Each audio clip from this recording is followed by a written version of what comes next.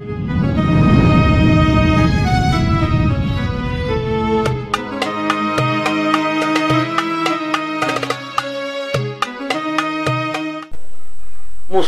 orang yang riba itu sukses, mustahil. Ada masuk akal orang yang riba itu sukses, karena Allah menyatakan perang. Artinya kalau ada orang yang riba itu tapi sukses, ini istidraj, lanjuran dari Allah.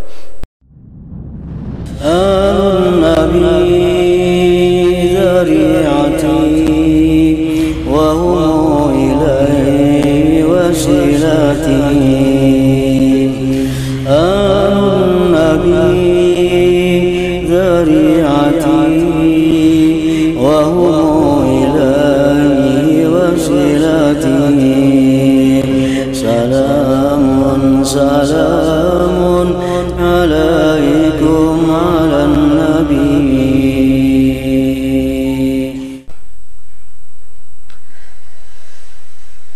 Al-Kabiratus Tsaniyata Asyar, kemudian dosa besar yang ke-12 di antara 70 dosa besar, firman ar-riba, yaitu riba.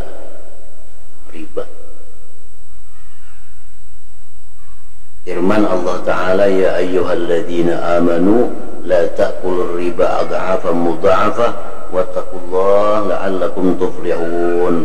Artinya, hai orang-orang yang beriman, jangan makan riba ganda berganda, lipat berlipat.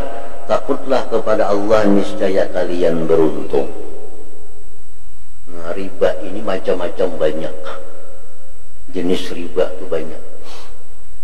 Cuma yang paling sering dilakukan adalah riba qardi. Riba qardi ini riba hutang berhutang. Jar Nabi, kullu qardin jarra manfaatan fahuwa riba. Tiap-tiap hutang yang mengambil manfaat oleh orang yang menghutangi, itulah riba. Setiap ada hutang yang menarik manfaat dari hutang itu oleh orang yang menghutangi, itu riba. Nah, ini disebut riba qardi. Ini yang paling banyak dilakukan. Walaupun riba-riba lain itu banyak juga.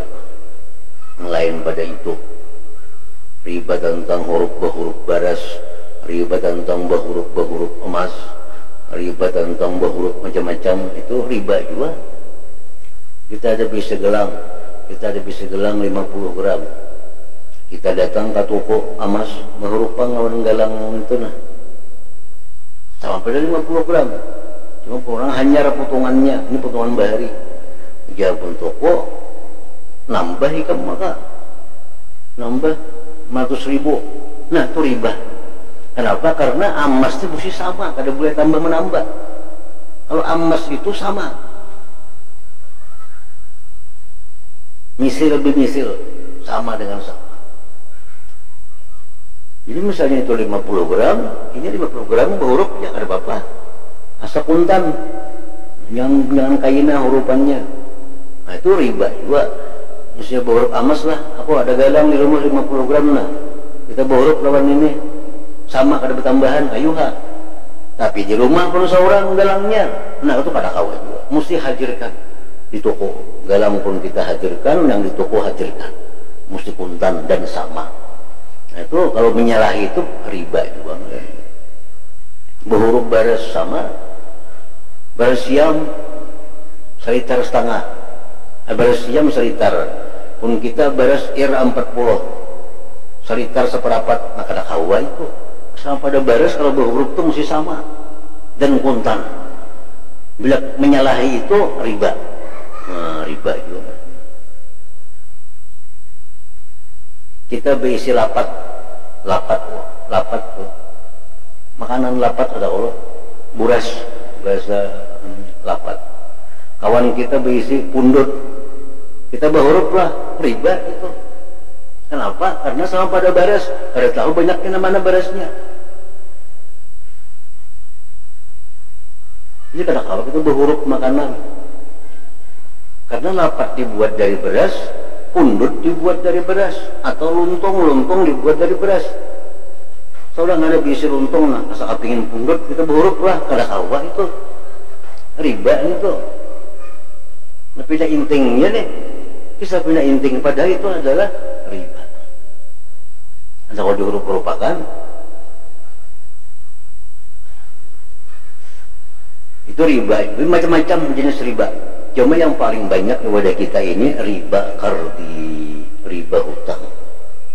Nah, hutang 1 juta, kayaknya setahun bayarnya 1.200.000. Nah itu kebanyakan udah kita.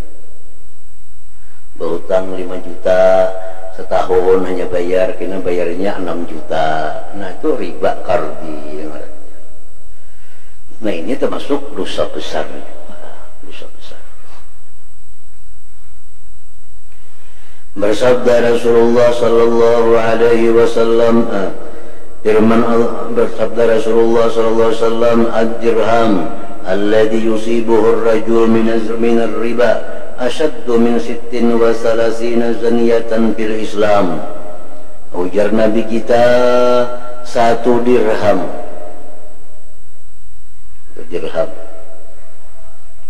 Dirham itu duit.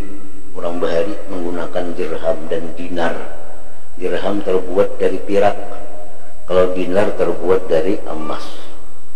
Jadi orang-orang Bahari itu apa ngarannya berjual beli duitnya itu. Berapa baju ini selembar? 2 dirham. Nah, bayar 2 dirham. Atau berapa baju ini selembar? 1 dinar, bayar 1 dinar. Dirham itu kira-kira perak sekitar 3 gram, lebih sedikit 3,5 gram lah, 1 dirham. 1 dirham. Nah jadi jar Nabi, duit riba yang didapat 1 dirham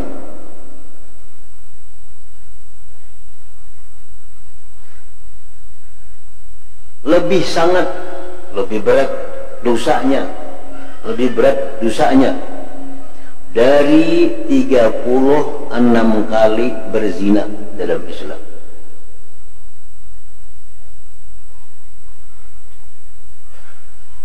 Satu dirham yang didapat dari riba ini, ujar Nabi, dosanya lebih berat dari 36 kali berzina.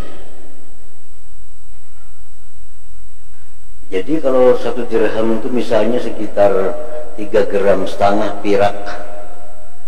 Perak itu sagramnya kurang lebih misalnya 10.000. Berarti 3 gram itu kurang lebih 35.000. 35.000 yang kita dapat daripada riba itu dosanya lebih berat daripada kawan kita yang berzina 36 kali.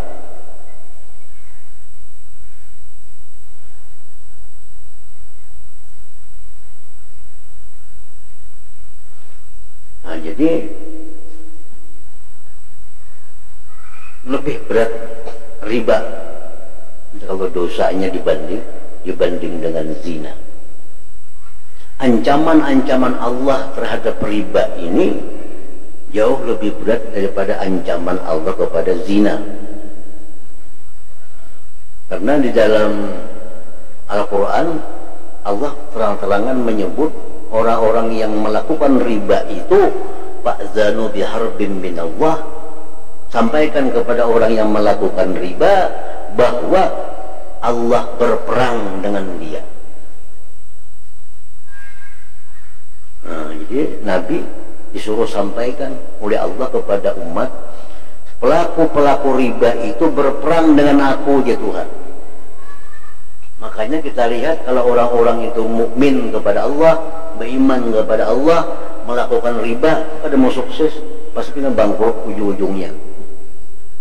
Kenapa? Allah sudah menyatakan fa'zanu biharbin minallah, katakan Allah berperang. Bila berperang lawan Tuhan mustahil kita menang. Mustahil menang berperang lawan Tuhan. Ujar ulama hanya ada 2 maksiat yang Allah menyebut perang. 1, menyakiti, memusuhi wali Allah. Mana? Azali waliyan, siapa yang menyakiti waliku, azantuhu bil harbi, aku beritahu bahwa aku perang dengan dia. Orang yang memusuhi wali Allah walaupun dia lemah kada bakal menang. Kenapa? Karena Allah memerangi dia. Nah, yang kedua yang diancam Allah perang itu pelaku riba. Pelaku riba. Hutang bunga babunga, ujung-ujungnya kena bangkrut. Nah, ini sudah ribuan orang membuktikan pada saya pun berdua yang berhutangnya bunga, ujungnya kena talokop tuh. Ujungnya talokop. Bangkrut. Wadah ulun pada ayat Tuhan lagi datang dah manusia. Kalau berapa jumlah banyaknya yang berlapor bahwa bangkrut. Kenapa? Berhutang berbunga. Bunga tiap bulan jalan, kita berhasil kata tetap jalan bunga. Ini hari bulan ini rugi nah. Bunga atau rugi tetap bayar. Ujungnya ya habis. Mustahil orang yang riba itu sukses. Mustahil. Ada masuk akal orang yang riba itu sukses. Karena Allah menyatakan perang. Artinya kalau ada orang yang riba itu tapi sukses, ini istidraj, lanjuran dari Allah. Siapa pengnya riba, sukses wah ini ke anak cucu, itu berarti dilanjur oleh Allah. Dilanjur. Kalau sebujurnya Allah bertindak, siapapun yang melakukan riba itu pasti bangkrut. Pasti bangkrut. Jangankan sampai ke anak cucu hartanya, sampainya seorang jangan dicukup. Nah, jadi kalau ada orang yang riba sukses, wah ini bakal kiamat dari akhirat kita. Ini orang dilanjur oleh Allah Subhanahu wa Ta'ala. Dilanjur itu kan bagus. Dilanjur itu artinya dilanjur itu dikumpulkan dosanya, kayaknya di akhirat hanya dihukum. Itu artinya dilanjur. Istidraj itu lanjuran dalam dunia kada ditindak oleh Allah, dikumpulkan dosanya. Karena di akhirat hanya, nah itu dilanjur katanya. Nah makanya kalau orang-orang beriman, orang-orang yang masih punya iman, masih ada cinta Allah kepadanya, riba bangkrut kok. Jadi kita di akhiratnya kalau lebih berat lagi urusannya, karena sudah dibangkrutkan dalam dunia. Kalau orang dilanjur dalam dunia kada dibangkrutkan, dikumpul dosanya, kayaknya di akhirat hanya ditindak. Itu kalau orang yang kada disukai Allah. Tapi kalau orang yang masih ada iman, masih ada suka Allah kepada orang itu, melakukan riba, bangkrut. Supaya apa? Supaya di akhirat kira orang ini kada banyak lagi hukumannya, karena sudah dibangkrutkan Tuhan di alam dunia. Nah, jadi bila orang berhutang riba, bina sukses saja, di akhirat bakal lapah. Jadi bila orang melakukan riba, bangkrut. Nah ini ada harapan kita nyaman di akhirat sedikit, karena sudah dihukum Tuhan dalam dunia berupa kebangkrutan tadi. Nah itu artinya istidraj lanjuran. Nah kemudian yang ke-13, aklu malil yatim, memakan harta anak yatim.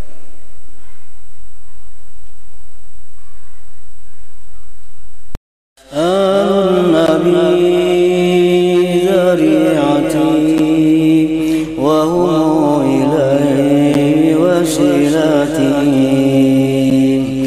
النبي ذريعتي وهو